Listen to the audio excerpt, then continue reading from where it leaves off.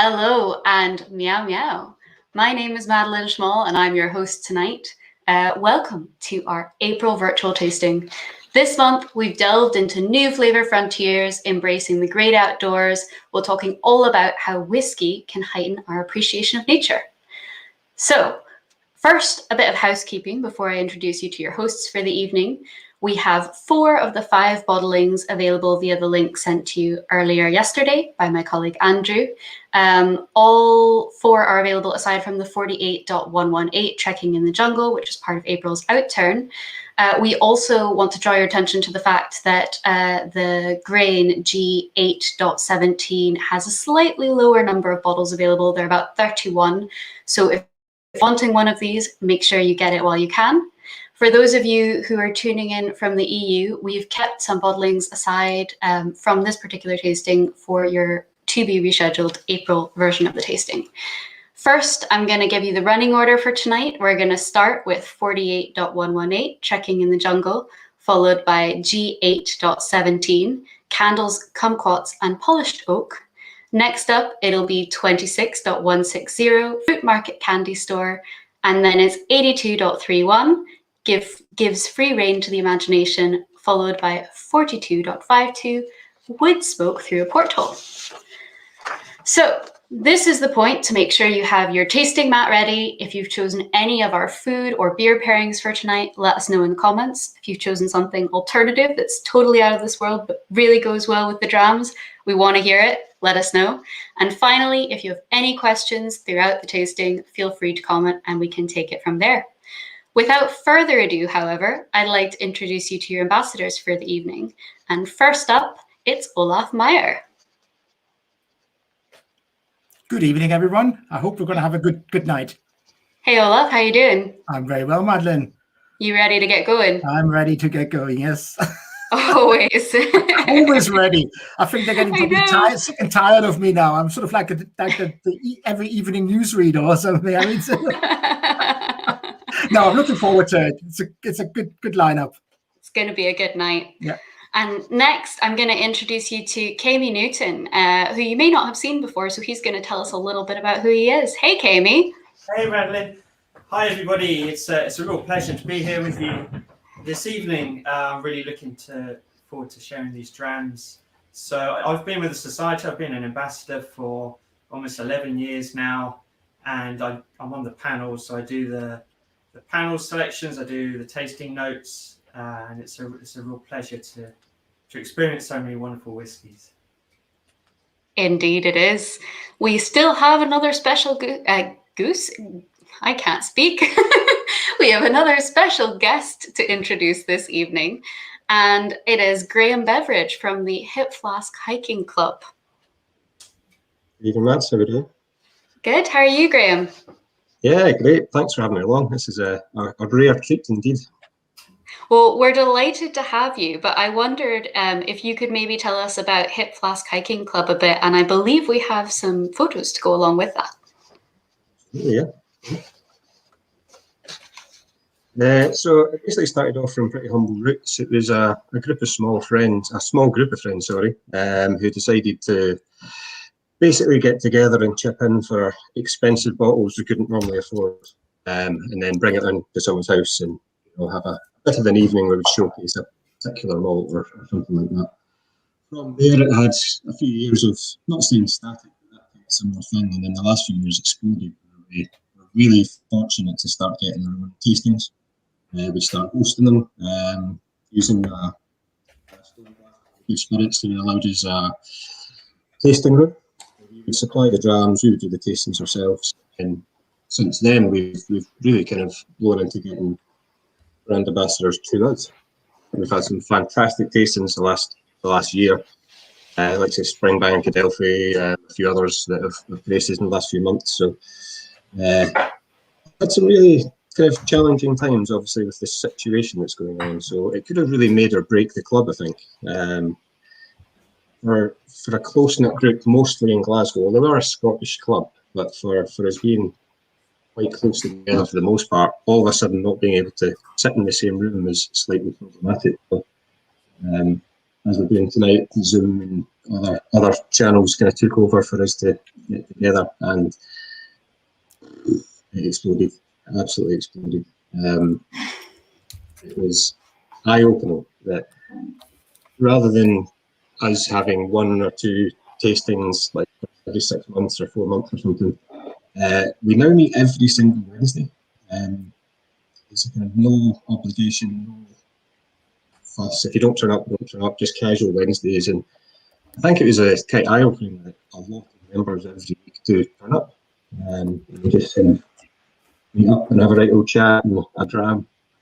Then maybe every month or so we will get another tasting on the go, and looking forward to some pretty out there events we've got lined up for this year. So I think it's going to be an exciting time going forward for the Hipflask hikers. Well, we look forward to hearing more about that as the evening goes on. But I think we're going to get things going and kick off with the first dram. Olaf, I think you've got this one, and it's the 44.118, which is Trekking in the Jungle. 48.118. 48.118, yes, that is correct. It's a young and sprightly, but it's not 8 years old, it's 7 years old, as it says on the banner. But it's a first fill ex-bourbon barrel, 60.6%. First of all, grazie to Jörg in Bern, Jens, Reto as well. So hope we're going to have a good evening. Now, I'm looking out the window, and actually it's still sunny, which is absolutely wonderful, because up to now, whenever we did those tastings, it was dark, it was sort of cold, it was windy, and now it's blue sky. And I think that the selection we have as well, it's spring is coming, summer is coming. Hopefully we are allowed out again at one point to walk the countryside and walk hills and bag Munros if you're in that sort of a thing. But we've got 1 first fill barrel, we've got 2 second fill barrels today, and 2 refill hoggies. So all for me very, very sort of more summery drams than sort of the deep, rich and dried fruit characters which you have when you sort of on a fireplace in the evening, in a dark evening, cold night and at winter. So 48.118 from Speyside. We actually have only 1 Speyside whiskey today. We've got 3 Highlands and 1 Lowland as well. So we'll start off with the first one, which is the 48.118. Lovely color, lovely sort of golden color. First fill. So you can see the cask has done a good job. Smelling it, I get a very, very clean, fresh note, sort of a hint of mint, maybe some coriander as well. Really pleasant, really wonderful. Wouldn't think it's 60.6%, but you might be in for a little bit of surprise when we'll try it, because give it a go.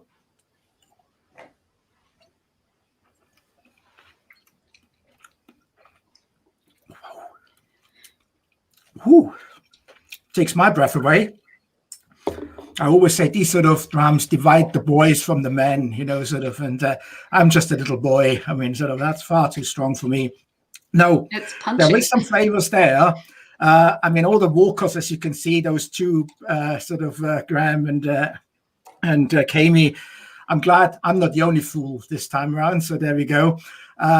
They came up immediately with Kendal mint cake to have at the same time as the whiskey as a pairing. I actually have to be perfectly honest, I never had a Kendal mint cake in my life, but apparently they still exist. So I will have one, because I always tell that wonderful story about spangles, which is also something which sort of older generations still remember very often. And actually, they must have been so good because you can't buy them anymore. So obviously, I never know when it's a spangle. But here we go. Kendal mint cake. And I don't know if you 2 guys, I'm sure you have more experience with Kendal mint cakes. Yeah, I think it'd be really good if you guys, I wasn't able to find any, otherwise I would try some. I have had it before, but if you could maybe describe it for those of us who maybe aren't as familiar with it. It's if you're to get a condensed block of sugar and put peppermint essence straight onto it, that's Kendal mint cake. It's really almost like a hard tablet consistency, but sugar and mint. It's pure sugar and mint. You see, Anna, I would be with you, pair it with polos. Yes, that would be one of my choice. Or actually, when we add some water, which I'm doing right now, what I'm getting then, because obviously I had to do the hard work and try it beforehand. Someone's going to do it. I'm getting these. My Swiss friends will certainly know Ricola, the Ricola sweet, sort of. So you get a lemon herbal note with it, which I really enjoy here. Sort of lovely, fragrant lemongrass, maybe as well. And when you add enough water, as I say, I need lots of water for that one, but everyone to his own right, so you don't have to. But when I added water,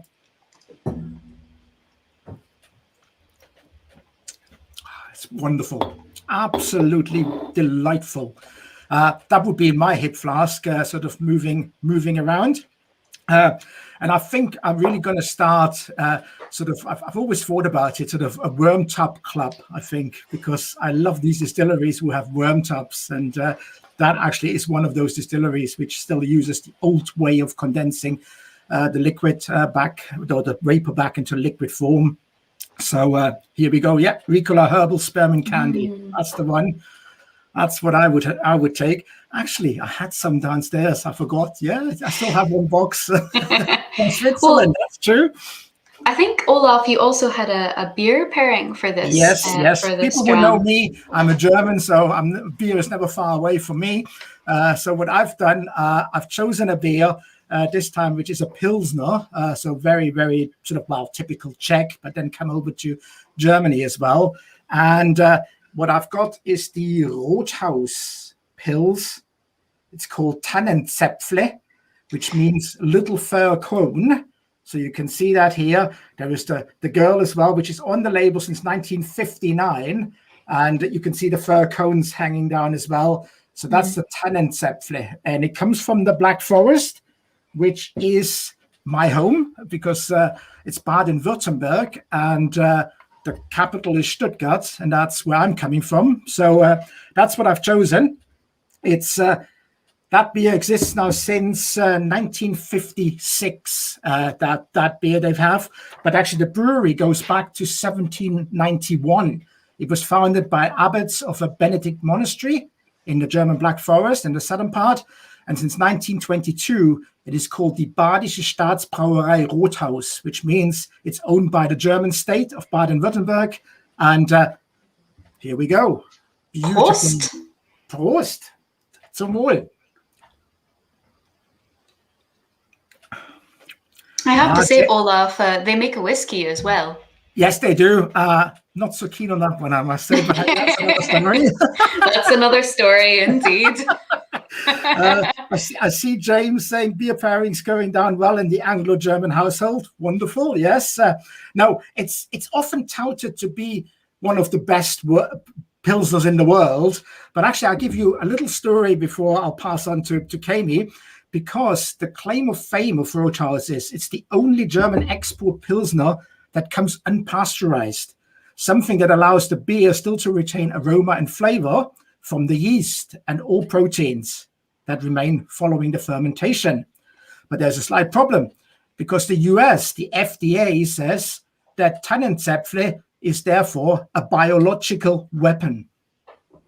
Oh. And the upside to that is the designation is that the exceptional well handled in getting there, typically shipped in refrigerating containers. And that reminded me of the weapons of mass destruction, which apparently on Islay, a certain distillery made, and the US was sort of spying on them. So you just cannot trust the Scots and the Germans. I mean, sort of what they're up to. I mean, sort of, and as Robin Lang, fellow chair and singer-songwriter, sings in one song, which is called "We Can't Let Al Qaeda Get Their Hands on This." He thinks these are weapons of mass distraction rather than. And he carries on as well. I'd rather die from this than from American beer. And I think with that, nothing like a good banter sort of around in a bothy or around a campfire and discussing all these sort of things. But I think I'll stick to my German beer. So with no further ado, from a young and sprightly, that was mine, to an old and dignified. And over to you, Kami. Yeah, I also remember there was a whiskies of mass distinction that went along with that as well at some point. Well, Kami, before you started on this dram, I noticed that you have, is it a tin cup or a flask? Yeah, I've got my full camping set up here. I thought I'd really try to get in the mood of the great outdoors and make it as outdoors as possible. So I've got various tin cups that I love to use. I've got my Hipflask. Excellent. I've got my bananas. Never go hiking without a banana. It's absolutely an essential part of the kit. Great. So we're on to the G8.17. Now this one, I think this makes a great Hipflask whiskey. So I've been taking this one around in my Hipflask to see how it does. There are certain whiskies that are particularly good for Hipflasks, I find. So this one got a bit of strength to it, 59.7, and we're 31 years old. Just a touch older than Olaf, and an ex-bourbon hogshead. So for most people, I expect you have some familiarity with grain whiskey. It can be one of those types of drams that people really love it. Some people really, really don't like it. But it's made slightly differently to malt whiskey. If you're not familiar, in very simple terms, a grain whiskey is called a grain whiskey because you can use a mixture of different grains, such as corn and wheat and barley, whereas a malt Scotch whiskey can only use barley. And the way that it's distilled is slightly different as well. If you imagine a malt whiskey is made as a batch process, so the what is essentially a beer is heated up in big kettles, the alcohol evaporates off, and it's done as a batch. Once that batch is done, it's emptied out, you repeat the process. But with grain whiskey, the design of the stills, they're called continuous stills, and hence you can literally pump the beer in one end, high strength alcohol comes out the other end, and you can run those continuously 24 hours a day. So you can make whiskey, you can make spirit much, much faster than you can for malt whiskey. But it's important to remember that blends still make up the majority of the Scotch market, and it's grain whiskey combined with the malt whiskey that gives us our blend. So this is a huge, huge part of the Scotch whiskey market. And the distilleries that make grain whiskey will be churning out hundreds of millions of litres of alcohol per year. So it puts in perspective how much blended whiskey is consumed. So this dram, it's got some lovely legs to it. If you swirl it around in the glass, you can see it's really sticking to the side of the glass there. I really love grain whiskies. I think they're a real sunshine whiskey for me. And this is why I think these are particularly good whiskies to take out hiking, take out if you're going anything outdoors, kayaking, because there's such a sunshiny kind of a dram. And even when you've been trekking in horizontal rain and sleet for 5 hours through a bog, you feel like you're going nowhere. A wee dram from your Hipflask can be a superb morale booster. And these types of whiskies I find go really, really well with chocolate as well, which is called, of course, is an essential part of anyone's backpack. Is a good quality bar of chocolate. Maybe Indeed. Chocolate nuts. And Kami, we've got a question from you for you from Steve Williams, which is how does a grain differ from a rye whiskey? That's a very good question. Generally, there's no real distinction. You could use rye as well to make grain whiskey. There's no distinction there. It just happens that rye is a little bit trickier to use. It takes a little bit more work during the mashing and the processing of the grains. So generally it's corn and wheat and barley that are used, just because they're much easier to handle. And when you're making hundreds of millions of litres, then it makes a big difference if something's kind of holding up your processes. So you could use rye whiskey also for grains, but they just happen not to in Scotland because it's difficult to work with. You tend to find that rye whiskey is really kind of over in North America and Canada is where it's popular. Okay. That's the main difference. What's everyone else thinking of this dram? I love the sweetness of a grain. It brings a smile to my face. You say sunshine dram, I say smile dram. Yeah. It really is a real morale booster. No, Madeleine, I'm absolutely with you. I've seen notes about, furniture polish, an old leather-bound book. I'm really getting always some rummy notes as well very often. So I'm really in this case, it's more of sugarcane, like in Martinique and Guadeloupe, where they do rum agricoles rather than the molasses which they're using. And I could just imagine being in one of those great houses, in those old great houses, mahogany furniture, and as I say, leather library maybe as well. And just the sun just pouring through in the Caribbean as it does. And and like rum always makes me smile, Madeleine, so that makes me smile. Well, we've got another question as well from Stephen Radford.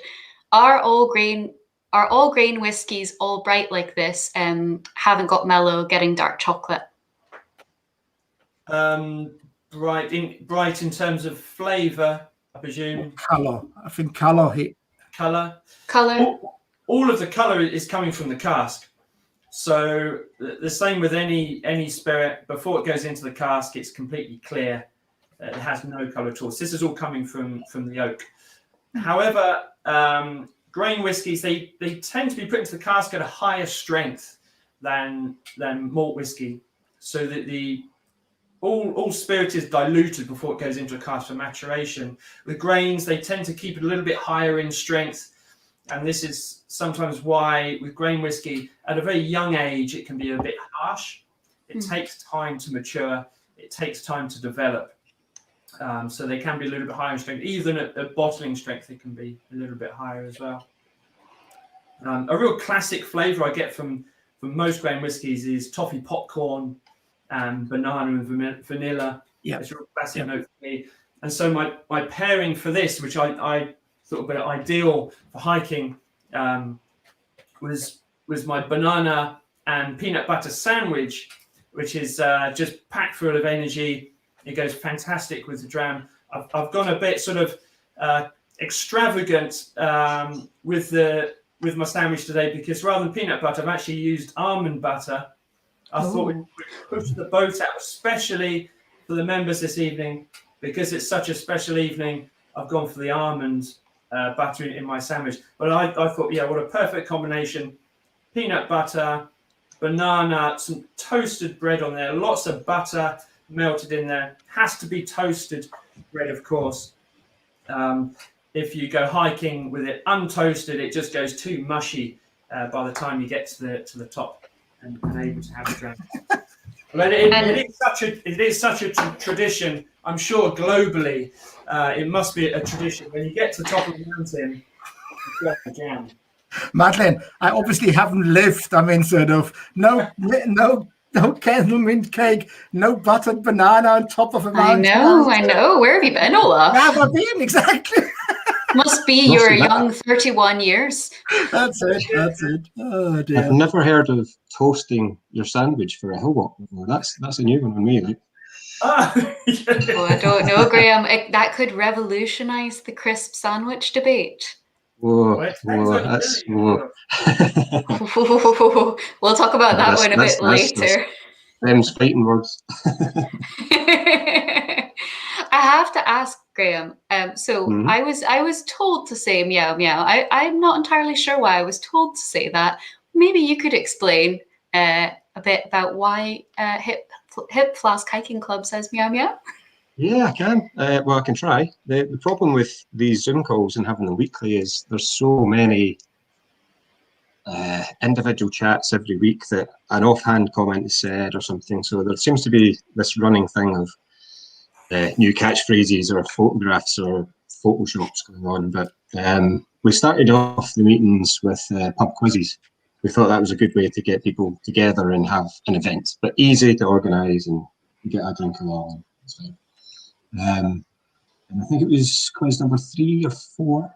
2 of our members, Ewan and Derry, decided to bring along cat karaoke. If you haven't heard of cat karaoke, which none of us had, someone got emailed a secret name of song and then had to sing the song only meow. And by the end of the night, obviously a few drams had already been had, and then a few more and a few more. So every time there was a good drink or someone had said something funny, it was meow meow, meow meow, meow meow. Right now, where we've got people doing tastings for us from other companies who are completely oblivious to this and getting 20 people shouting at them down the screen, meow meow meow meow meow. So yeah, that one definitely grew out very quickly. Well, meow meow. Meow meow. I'd have to say meow meow. Definitely. And I'm hearing as well that apparently you can now toast a crisp piece. Well, yeah, we'll discuss that one on the final dram of the night. see what comes out of that one. But I think it's a great time to move on to the next dram. Madeleine, can I just, as a nice historic piece of fact from that distillery, from the Graeme distillery we just had, because that was very much involved in the big fight, what is whiskey in the early 20th century? Because the question was, is grain whiskey whiskey? Does it have to be in pot stills? And there was then a big court case as well. And finally, it was agreed that everything which is either grain whiskey in continuous stills or pot still malt is allowed whiskey. But in all that fighting and all that sort of working it out, that distillery made, or the distiller's company made an advertising in the early 20th century. And it goes as follows: light, delicate, exquisite, pure patent still Scotch grain whiskey, 7 years old, matured in wood. This whiskey with an individuality notably different to all others in peculiar delicacy and charm of flavor, mild and mellow, a soft, round, natural, wholesome stimulant that ministers to good health and also helps not to hurt the liver. And then the catchline was not a headache in a gallon. There you go. There we go. Not a headache in a gallon. So this is not a pot still whiskey. So that's why you can have it in your hip flask as well, because no headaches, okay, according to that ad. I wonder if they actually tested a whole gallon on someone to see if they actually had a headache. It's scientific fact. Oh, God. I like the comment from Professor Anna Whitaker. Her cat is called Tipsy and regularly raids the whiskey cupboard. Bold cat, very bold cat. Well, on that, I think it's a great time to move on to the 26.160. If you're ready, Olaf. Yep, no, I am, because now we had a Speyside whiskey, now we had a Lowland whiskey, and now we're actually going into the Highlands. And we thought it would be a great idea to compare those two next whiskies, the 26.160 and the 82.31. Why am I saying this? Well, both of them are from the Highland region. Both are 9 years old. Both have fully matured in those 9 years in a second fill bourbon barrel. So that means second time Scotch whiskey's gone into those. The 26, the distillery produced 153 bottles. From the 82 distillery, there were 166 bottles. So on paper, it all looks the same. But of course, they couldn't be more different. The 26, juicy oak and vanilla, and the 83, spicy and sweet. So as I say, I know it's a bit tricky, but I would just sort of say, just nose both, try both neat, and then add some water and nose it again and try it and just see, because I love those sort of comparing, contrasting those two whiskies. So we'll start off with the 26 160. As you can see, a very old favorite of ours in the society, because it's the 160th cask which we have bottled from that. And I believe Madeleine is sort of one of your favorite distilleries, if I'm not mistaken. Oh, I was going to fly under the radar for that one. It is one of my favorite distilleries. And if anyone ever is going to visit Distillery 26, there is a wonderful shepherd's hut that you can stay in that actually overlooks the distillery. And there's a hot tub and a barbecue hut, and I'd recommend it. And I'm also going to jump in here because we had someone asking about hip flasks and where you can get a good one. And I've got a bit of self-promotion here. We have an SMWS hip flask, and it is really lovely. I've not had a chance to take it out this year yet because of lockdown, but it holds a fair whack of whiskey, so definitely worth checking out. Handmade by yourself, Madeleine, as well, I hear. Handmade by myself? Not quite. However, fun fact about it, it is the same tweed that you'll see on the waistcoats at Queen Street and some of our other venues. So you can get a small piece of the venues to take around with you. You see, obviously we're different ages. I had no whirlpool and view over whatever the distillery, but I remember that distillery very well because I was up there on a cold middle of December day, and it was a wonderful day. I mean, clear, and I was standing in the still house on my own, of course, because who goes in the middle of December up to the northeast of Scotland, and enjoy the dram in the still house with the big windows so you can look nicely out, and overlooking the Murray Firth and the sunset. Oh, well, it was sunset afternoon. It was 3:30, but that's when the sun goes down in the middle of December, and just thoroughly enjoyed the sky and the colors and everything. And so whenever I have one of those whiskeys in my glass, that's the picture I've got. And it's a lovely fruity sweetness for me, first and foremost, with sort of charred green apples as well. I mean, I'm sort of thinking of Granny Smith, for example. So I would happily have that with an apple, sort of, because I do eat apples when I'm walking, you see, not necessarily banana sandwiches, but I do eat an apple. Oh, that was a bit of a burn, Olaf. Oh, yeah. Well, a bit of banter, around the fire. Yeah. It's never too So late. I don't know. Graeme, you had quite good ideas regarding pairing that one, didn't you? Yeah, well, for me, the first thing that came to my mind was get the tartness and the fruit, but it was more kind of like sweetie based. Definitely, specifically peach fizzy rings. Got that kind of sour note, but that lovely peach is coming through, and then apple jets.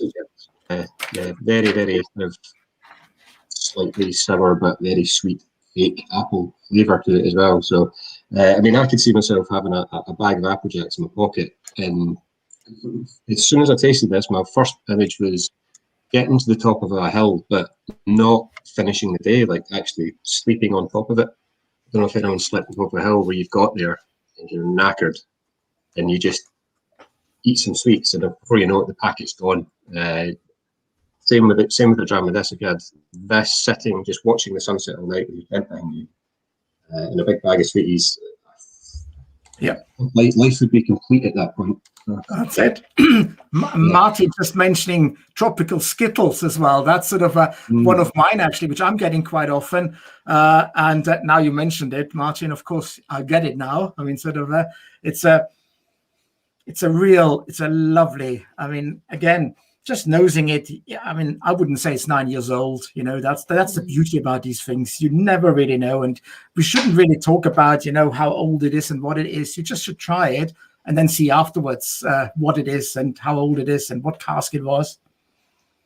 It's always I fascinating. think I have to go to this shepherd's hut with the hot tub. Yeah, I think I'll have to do that. It's honestly, it was, do you know, we found it completely by accident. I will, for anyone wondering where it is, it's the Balranald Shepherd's Hut. We were recommended it by someone in another B&B when we were doing the North Coast 500. Right. Never would have found it otherwise. And it's a great jumping off point to visit the area. I always have to laugh when I hit the North Coast 500 because I did the North Coast 500 in 1984 when there was no North Coast 500 and there were no bridges. Everything was just single track. Literally everything was single track, and you had to go around every loch. It was, and now you can see all these even double lane and you can see, and I don't know if you can still see, but when I was last up there, you can still see it was all funded by the EU, you know, sort of building up the roads. So a little dig here as well, sort of just, but I never talk politics and religion. So, well, sorry, Madeleine, go ahead. I was just going to ask because as a fellow foreigner here, I went looking for your sweets and I had no idea what they were or where to look for them. I'm glad, so I can kind of picture fizzy peach rings. That like rings a bell, but Apple Jacks, can you please describe them for me? Because I have no idea. Like, is it a hard-boiled sweet or? No, to be honest, I'm not.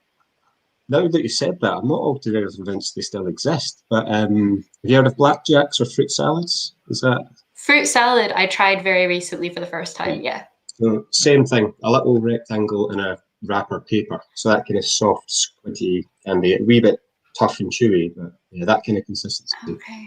But a bit like I think Hubba Bubba. I might be going down a sweetie rabbit hole here, but kind of sour apple chewing gum is almost the kind of flavour of it. I think Wesley's getting thirsty. Probably the best time to do it now, the 84. So I think I'll.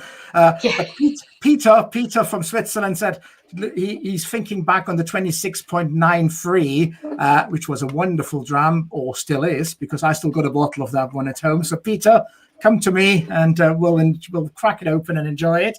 But I'll mention 84, 82, the 82.31. Which is a distillery founded in 1825. Actually, all the 4 distilleries we've had now so far, they were all established in the first part of the 19th century, so in the first 25 years. So very, very well-established distilleries. This one, as Kami was mentioning as well, most of it still goes into blended whiskies because that's what 90% of the sales are globally. And that's a major component of Ballantine's and Stewart Cream of the Barley. Probably never heard of it, but it's a big exporting blended whiskey. But since about 10 years, they now got their own range as well as single malts. I visited that distillery a long, long time ago. Can't remember how long ago.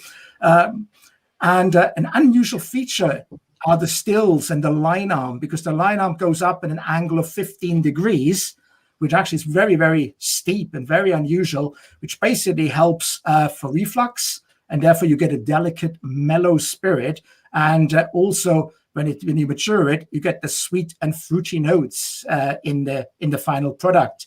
And while doing my homework on that one, I was delighted to see that at the beginning of March this year, they announced that they're going to have a brand new visitors. Well, they have a visitor center there because they haven't had one since now, and they're going to build a visitor center. So certainly, when that's up and running, I'll be back there and visiting the distillery.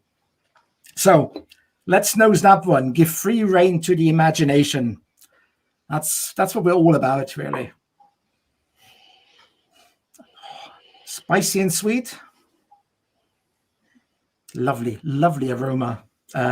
Sort of a spiced orange marzipan, those sort of fruit marzipans for me, pears, apples, grapes. It talks about a vivid fruit bowl, a painting as well, which the phrase, a painting comes to life comes to mind in a way, which is a very often used phrase, but I think here it really fits sort of painting in a liquid form. I think, Madeleine, you had the best idea regarding pairing that one. because you said with M&Ms, and even I know M&Ms, Madeline.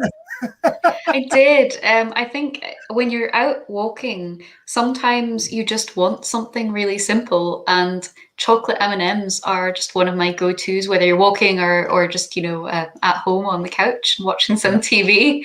And I think the chocolate in the M&Ms really, it mellows the spiciness, but not so much so that you lose it. It kind of envelops it a bit, and it's like a hug. It's lovely. Good. Another great hiking dram, this one as well, I think. Yep. It's fascinating how flavors can really change based on the context that you're drinking them in. So not just whether you're drinking it from a hip flask or a tin cup or a whiskey glass, but even where you are in the world. And we're talking about the Northwest 500, that north coast or the northwest stretch of Scotland is so rugged. It's like going back to the Jurassic period. And I really think a whiskey like this is perfectly suited to that really rough, rocky, kind of rugged terrain with the waves crashing in. It's such a unique part of the world. And I think whiskey like this with so much flavor and so much going on in there is a really great pairing for that type of scenery. Yep, I agree, Kami. Actually, I asked the sweets experts because Peter is asking, what's a foamy banana? So I'm sure you guys can explain that. Well, I tried that one. No. We get this question actually pretty frequently. I'm sure that we had it from some SMWS Canada members, and I actually sent them some foamy bananas. And they do taste like bananas, but a kind of soapier, foamier version of that. It's artificial banana, and you usually get them with shrimps, foamy shrimps, which don't taste like banana, but also don't taste like shrimp. And that sounds very confusing. Yeah, they taste like banana milkshake, but they're very chewy and squidgy. And it's almost like eating one of those stress balls. They get the stress toys. Yeah, that is kind of squidgy. It's like one of those that tastes. Not that I've eaten one of those, but if you can imagine chewing on one of those, it tastes like banana milkshake. Yeah. There's an interesting question as well. How could a second fill ex-bourbon put in so much spice? That's a very, very good question. This is the thing about it. The more you know, the more you don't know. And that's the beauty about a single cask and a cask being a living thing. You never know once you put a new spirit into it, what's going to come out in 10 years, 15 years, whatever. But this one here being a second fill ex-bourbon barrel, obviously, it's been in once before Scotch whiskey, but you don't know how long it's been in there. Well, I don't know. We don't know. So it might have been only 3 years because it's gone into a blend. So therefore, the cask is still very active. And if you look at the color as well, for a second fill, if you've got the first one still in your mind, which is a first fill barrel, the color actually here is even slightly darker, I would argue. So again, that would imply a fairly active cask for the second fill. And then it's a barrel as well, which obviously gives you a lot of surface as well, wood surface to liquor. So therefore, again, if the wood is active, that's where you get the spices from. So what I would suggest is, if you guys just want to try these two, add some water to it if you want. I think the second one, the 82, really comes to life with water on the palate. So for me, that's a perfect dram because I love nosing it neat and I love drinking it with a drop of water. On the 26, I wouldn't be quite so sure. I think I would be much more careful with adding water to that one myself. But obviously, you can choose exactly the way you want it. But I have done lots of long distance walks, as you know. I've done the West Highland Way, the Great Glen Way, the Rob Roy Way. I was thinking of doing the Kintyre Way last year, but obviously that failed. But of course, I also did the Speyside Way.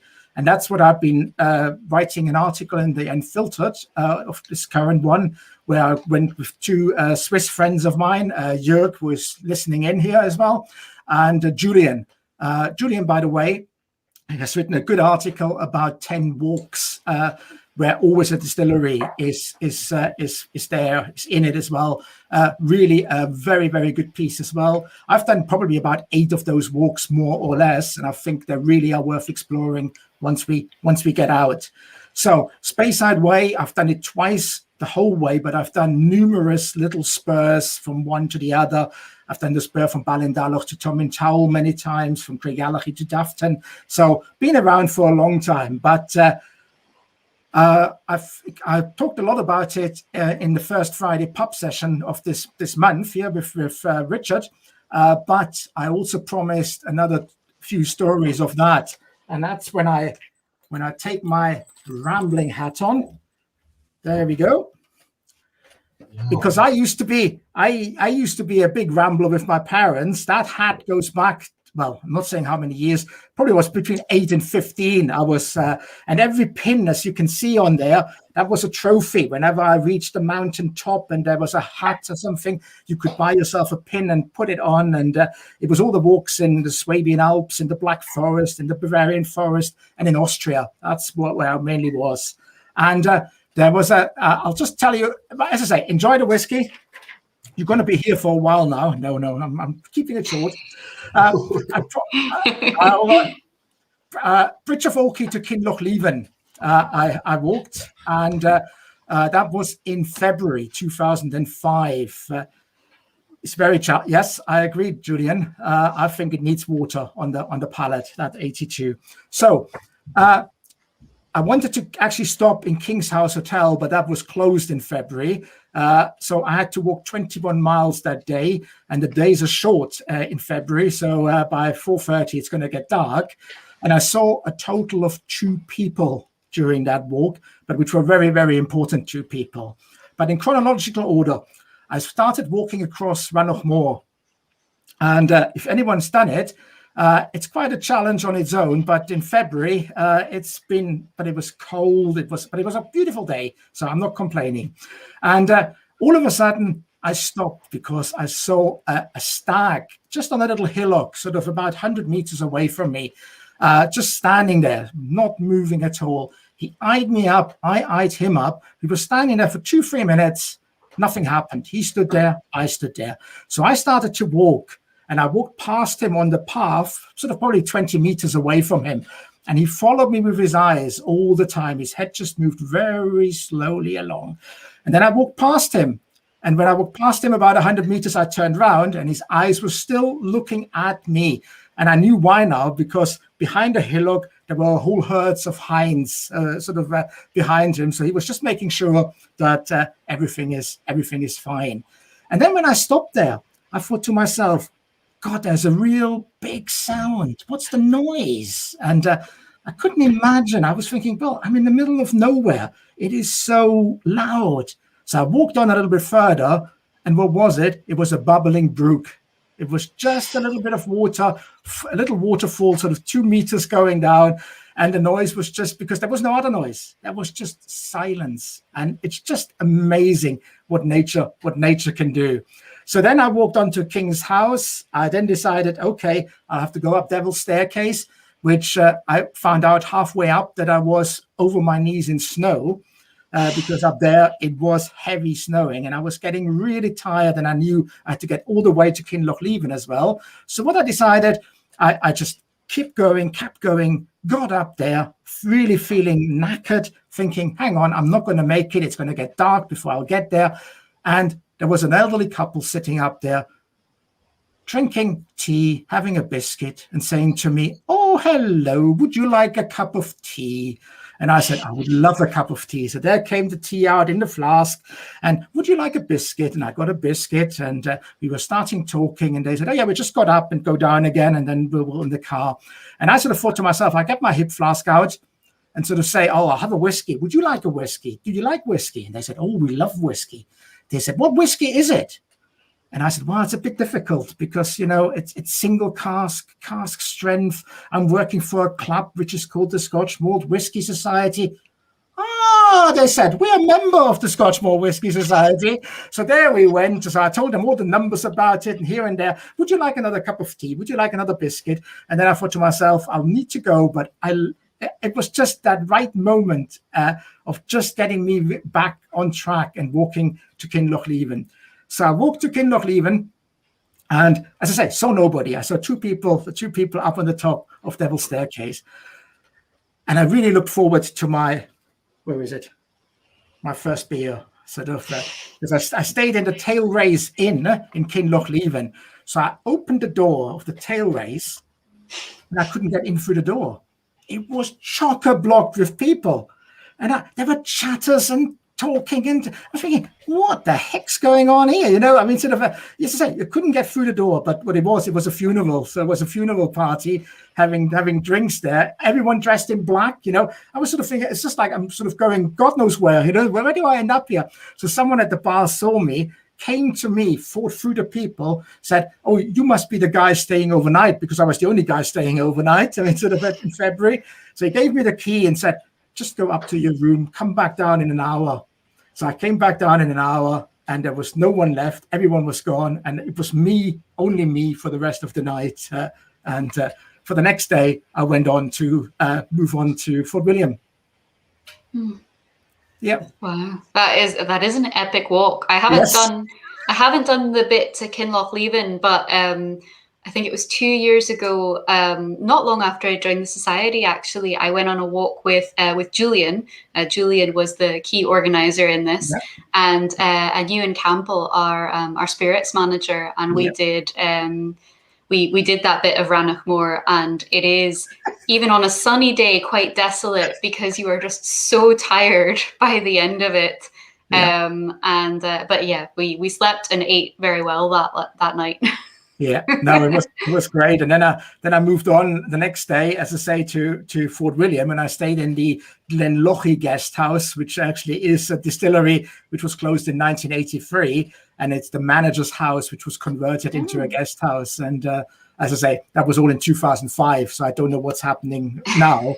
But you're never too far away from a distillery wherever you go in Scotland. This is true, and I am getting some questions as to why I don't have a hat. I do actually have a hat like Olaf, but I thought with these big headphones, you know, they were the statement accessory piece of the night. So next time. The club are all about the hats, by the way. It was a Any particular reason? Again, it was just very organic, and it was a beautiful, beautiful thing. One person was wearing a hat. Someone else went and put a hat on. Gosh. Someone else went and put a hat on. But nobody said a word until everybody but one person had a hat on, who then said, "Well, what's with the hats?" And then from there, hats on. Yeah. Hats on. Wiz 3006 is saying here, he stayed in the Tail Race Inn and probably had his first time of whiskey there. Well, that's a good story. That's a great story. Yeah. Hats are like whiskies. Rancid. There's one out there for every occasion. There's one out there that perfectly matches every occasion. It certainly does. On that note, Jamie, I think now would be a great time to talk about the last dram, so I can step off screen and get a hat. That's it. Yeah. Wood smoke through a porthole. I think this was one of my notes, actually. 42 to just over 53%. Refill bourbon. Okay. So we're moving to the islands now for this one, and we're moving into that sort of peaty terrain, of course. Now, I thought this was a perfect dram for the old tin cup, which, of course, if you're out camping, if you're sleeping over in a bothy, it's the tin cups you're going to generally use for your whiskey.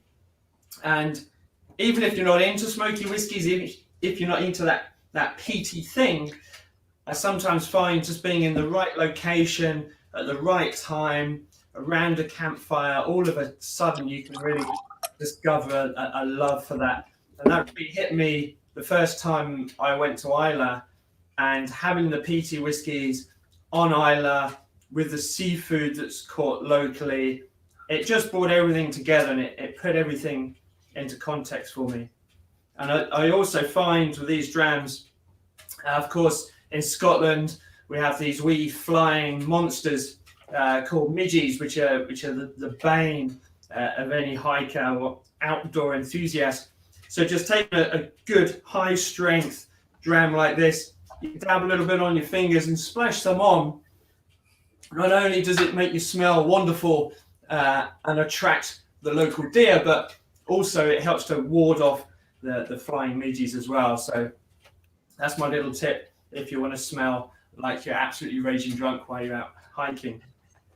Now this dram, of course, as I said, from the islands, it's got that peat in there, and the phenols in peat obviously are brought up in the smoke, and they attach themselves to the grains before they've been turned into alcohol, and this is how the smoke gets in there.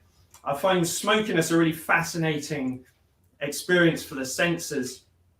It's something that's so amazing when we think of things like smoky bacon, when we think about smoked ham, smoked beer, all these wonderful flavors that are so irresistible. And I do wonder if it harks back to living by the fire in a cave, when a fire was such an important part of your daily life. Without the fire, you didn't have warmth, you didn't have light. And being around that fire, being in smoky environments, if that sort of made its way into our genetic code, so that now we're just naturally drawn to that kind of smoky flavor. I know everyone's not necessarily a fan of whiskey, but it's just being in the right context. And we were once on Arran, actually. We planned a trip. We were going to hike up over, when I say we, my partner Sarah and myself, we were going to hike up over Goat Fell, over the top, down into Arran on the other side, and then make our way back along the road. We thought it would be a wonderful way to end the day. So we booked, I knew the ambassador for Arran. They booked us in for a wonderful tour of the distillery at 4 o'clock. And obviously we made our way up to Goat Fell, hiked over the top, making our way down, and then we realised we had no idea where we were. We thought we were following the map. We ended up somewhere completely different, and time was marching on. I'm thinking, we're not going to make this tour, which was the highlight of the day for me. So I was getting really grumpy because I was thinking, well, this is going to be rubbish if we can't make this tour at the distillery. And then to make matters worse, as we were hiking down through this sort of bog, I slipped down a bank and fell into a stream, and now I'm soaking wet as well. So that kind of really finished me off. And our strategy was, well, let's follow the stream, because the stream's going to end up at the sea. If we get to there, then we know we're on the coast, and then if we do a right, we can just follow the coast, and eventually we'll get to where we want to be. And we're following the stream down, and just where these trees were, I saw these little pagoda shapes over the top of the trees, and I thought, that's a distillery. And at the time, that was the only distillery.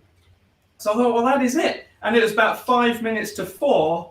So we marched our way down there, and we made the tour soaking wet, but absolutely had a fantastic time. And these are kind of experiences, whiskey, being outside and hiking, that are so worthwhile and memorable for me. And this type of dram as well, I really think, in a hip flask, in a tin cup, sitting around a campfire with some acoustic music, someone's brought a guitar, you've met a whole group of people you've never met before, and everyone's getting on, because this is a real conversation starter. What do we think? Well, we've got lots of comments here, lots and lots of comments. And it's one. This is where it's so good, the flavor profiles as well, because obviously Distillery 42 does as well smoky and non-smoky whiskies. They got two different names for it, but for us, it's all from the one distillery. So therefore, very valuable that we say peated here and This one is certainly peated, if not even heavily peated. I mean, I think it's just a sort of saltiness and a little bit of sweetness, which sort of probably tips it just to the peated side of it. But it's just wonderful. It's just wonderful. And someone said it was in school there as well. So yeah, so it reminds her of the old school days. Well, I hope. Well, obviously, probably in this area, you're not smoking behind a biking shed, but you're drinking smoked whiskey or something behind the biking shed. I mean, I think as well there was quite a good pairing for this one. Maybe opening Pandora's box here, but I would like to know a bit more about the crisp sandwich and why you chose prawn cocktail crisps on bread. Well, with this particular dram, I think my first choice was potted shrimp. I thought like a buttery seafood dish would be amazing with this kind of coastal peaty dram. But I was thinking, no, I'm not going to take potted shrimp hiking. So yeah, a prawn cocktail sandwich. However, there's very strict rules about how you make a crisp sandwich, I'm afraid, for all you uninitiated out there. It's got to be white bread. We will accept a Morton's white roll. For anyone not in Scotland, well, I have no idea what that is, but basically a Scottish white bat. The butter has got to be thick enough to see your teeth in. That's not negotiable. Prawn cocktail crisps, and then it's got to be. It has to be crisp. I will accept salt and vinegar as a close second. We actually opened up this. Well, it wasn't even open up. It was just an offhand kind of comment on Facebook, I think, within our own group, saying, "What's the best flavour of crisps for a crisp sandwich, or a crisp patty?" Within, I think, 2 hours, it had 113 comments. It was just, it was bonkers. It was going through this flavour, that flavour. You're wrong. You're right. Can't have that. Can't have that. It was salt and vinegar on white bread was the absolute winner. Prawn cocktail didn't get so high, but since I'm representing the club, prawn cocktail won, guys. And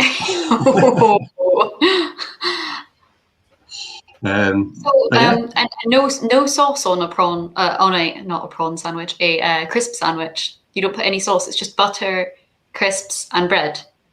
Yeah, so basically butter, in my eyes, is a sauce. Okay. Okay. Fair. Yeah, that's fair. There's got to be enough of it to kind of lubricate the crisps and stuff. But yeah, it's all you need. That's all you need. Why not? There's a special place in hell, Neil, for anyone who says skips should be in a sandwich. So.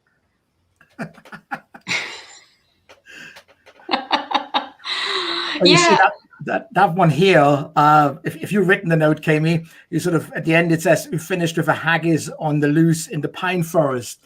I could have that wonderfully with a haggis, sort of burnt supper or something. I mean, sort of over the haggis, but also in the glass. I would just love that one. Absolutely, it's got that little bit of spice to it as well. Yeah, hands around in there. Yeah, absolutely. And I saw somebody put it like licking mud off bacon. I think I saw it come up there somewhere. It has got that slightly kind of earthy edge to it, which I thought brilliant with hiking. Muddy boots, campfire. Actually, Olaf. Yes. I was just gonna say, Olaf. I wondered if you might be itching to answer the expressions from the same distillery. I know you like answering that one. I always say great minds think alike or fools seldom differ, is it, Madeleine? I mean, sort of, I'll give you the choice which one we are, the two of us. Okay, yeah. No, but where was the question again? No, because it's the numbers, isn't it? It's the different numbers. It's quite fascinating because again, it's complicated, and I'm not going to start at 9:05 after 5 drams to make it too complicated. But if you see the 112, 122, and 135, which is from another distillery, these are all different stills and different ways of it's being distilled. Whereby, if you look at it if you look at distillery number 10 or number 42, it's basically the same way it's distilled. It's just that the malted barley has been peated. That's the difference in that stage. So therefore, you've got those different numbers, or you've got the same number. The same number is always difficult. Before we had flavor profiles, but now with flavor profiles, there is no issue whatsoever, because you can have a 10, which is sweet, fruity, and mellow, and you can have a 10, which is heavily peated. And that's the same with like, for example, the 42. So it really is a question. But I can promise you, and I can tell you, we're arguing very, very often about these sort of things. Does it really need a different number? Should it be in the same number? And probably at the beginning, because I'm going back a while, I've been a member since 1992. Probably we sometimes didn't know, was it that one or was it that one? So that's why we just kept one number at the end of the day. And then it's difficult, because even if you mentioned the numbers of the other distillery, we had to hold up our hands and say, we actually got it wrong in the past. And some of them, which we said was 112, actually would be 135. So it's tricky. It's tricky, but we'll try our best. And as I say, if you take the flavor profile, that's always a good guidance where to go. Definitely. And also, conversely, with flavor profiles, be prepared to like a flavor profile that, you might not like the look of on paper. Because I know, and I think I say this every tasting, I really thought Deep Rich and Dried Fruits is going to be my favorite dram, reading through the different kind of flavor notes. And then they were just heavy and sherried, and I really struggled with them. I like them now, but I really struggled with them at the start. And actually it was other flavor profiles that kind of suited me more. So just be open to everything, all the flavor profiles. Madeleine, I'll give you a secret. I mean, because it's just the four of us anyway. Oh, is anyone else listening? No, hopefully not. No, whenever I like a whiskey very much, I usually put it into the flavor category spicy and dry, because nobody likes it. So I'll get more bottles of it. So just make. Oh, it's controversial, Olaf. No, of course not. Of course not. No. No. But it's quite funny. It's quite funny in the panel. I'm sure Kami can agree to that. We're 4 people in a panel, let's say, and we're getting 5 flavor profiles, because what is sweet, fruity, and mellow for one is juicy oak and vanilla for another. What is lightly peated is one, peated, heavily peated. It's not correct. It never is correct. But we'll try our damn hardest to come up with the one which we think is probably the nearest to it. Yeah, absolutely. And with the peated ones as well, same as the grain whiskies, there can be real dividers amongst people. Some people really hate it, some people really love it. So it's trying to be as objective as possible and look at it in terms of its quality and balance and individuality, rather than your own sort of personal preferences as well. It can be quite difficult. Yeah. No, Mark, you're a man to my soul. Spicy and dry drams are excellent. Yes, I agree. now you know why.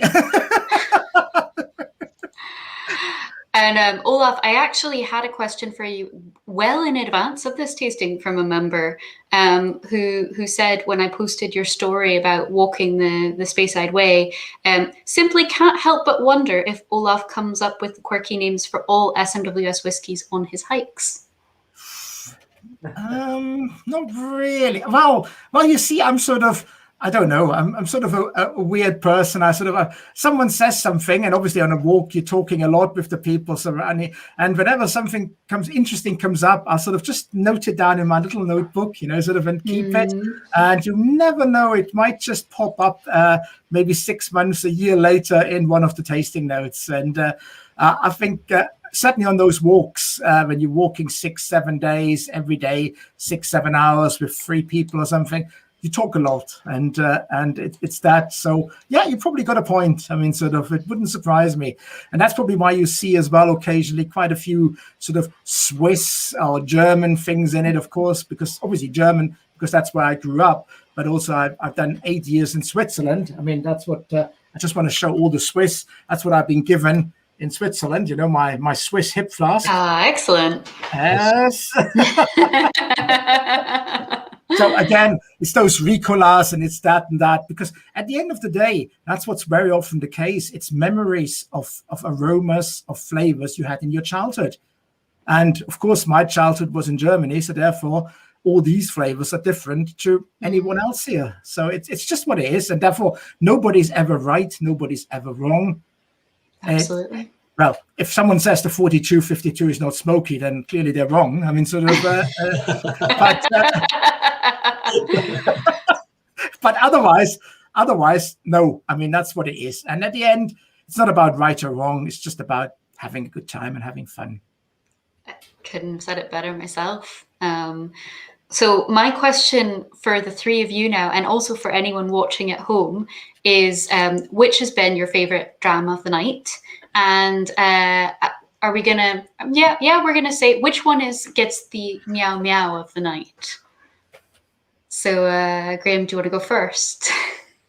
Yeah, it would have been 82 right up until the end, but that it is.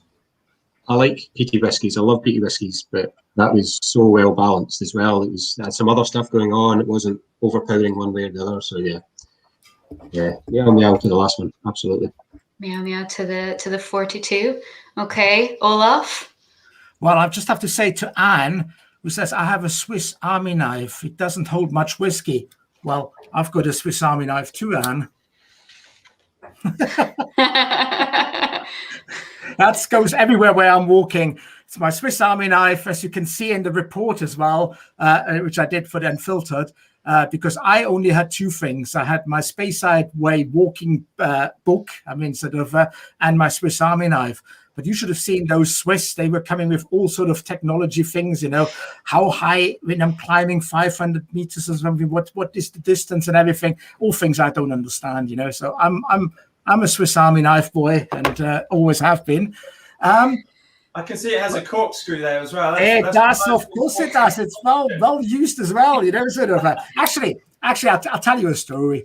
I got that when I was 8 or 9 years old, and it was from my uncle. And the first thing I did, I looked at it, of course, 9 years old, and I was thinking, oh, this is great. So I opened this one up here, which is quite a big saw. And the first thing I did, I closed it again and I put my finger right into the middle, and that was the end of that. So that was my finger halfway cut, off to the hospital, and I never saw that knife again for the next 5 years or something. True story. Graeme, I'm with you.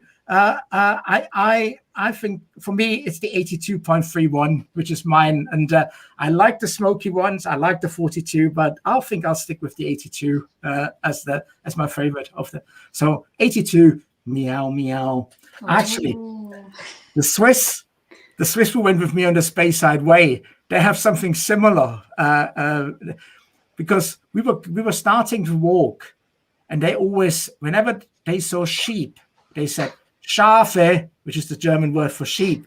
So you have no idea how often I heard the word Schafe, because obviously there's a lot of sheep in Scotland. Olaf, we have to go walking together. As soon as things it's the new meow meow.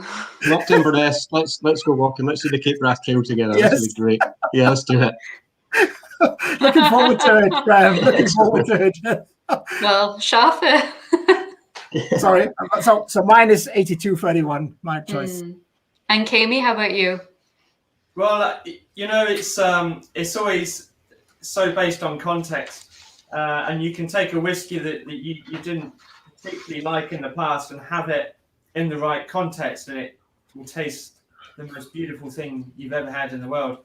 The same goes for food. But I think tonight, particularly as we're in this sort of outdoory mood, I've replicated my camp here. I've got the fire on. I think for me the 42 is evoking so many memories, and I think there's so much in there that really takes you to a place that's very kind of based in the countryside, very much getting back to nature and really creating so many wonderful memories. So for me tonight, the 42 is the one that's winning, I think. Excellent. That sounds. I mean, I have to say, controversially, I'm also going to say 42, even though I know Olaf wants me to say 26, but I'm not going to do it. But this distillery once, they were telling me that that they had somebody that cleaned the windows for them, and they would give him the new make spirit, because seemingly new make spirit at sort of 70% ABV is brilliant for cleaning windows. I've not tried it myself, but apparently it's fantastic for cleaning windows. So he was going around with a bucket of new make spirit, cleaning all the windows, and as he did so, having a wee dram as he went round in the morning. And it ended up he was drinking more whiskey than windows he was cleaning. So they had to put a stop to that in the end. Oh, wow. Well, we'll all cheers in a minute, but I've got a few final announcements, a bit of end of tasting housekeeping to do. So I saw someone ask this already. Our next UK virtual tasting is the 27th of May, and that will be the festival tasting. Those packs are on sale as of now, so you can go and get your pack now. It'll be myself hosting along with our global brand ambassador, John McShane. And also Robin Lang will be joining us. So we'll be talking about music and whiskey, and it's going to be a really great tasting. So make sure you get your pack while you can. We're also still doing home dining, and next week we'll launch our final fortnightly menu. It's all about festival fever. There's going to be steak and chips and a peanut praline, and honestly, the menu's amazing. So you can still order that for national delivery or collect it from venues in Glasgow and Edinburgh. And finally, really happily, bookings are now open for all venues. The Vaults reopens on Tuesday, the 27th of April for drams outside, and the rest of our venues are opening on Tuesday, 18th of May. So you can get your bookings in now for that. And we're also delighted to announce that we'll be doing some in-person tastings, and you can book tickets for those now. The first one is on the 20th of May in Aberdeen, followed by Inverness on the 27th of May. And you can book those tickets at smws.com/events. So make sure you check those out. In the meantime, it's been an absolute delight sharing these drams with all of you and with my co-hosts for the evening. So I think we should raise a glass and say those very special words. Slanjava. Meow, meow. Meow, meow. Schafe, schafe. Schafe, meow, meow. Slanjava. And thank you everyone who's joined us tonight. All the best. Meow, Jiva. Bye, Jiva.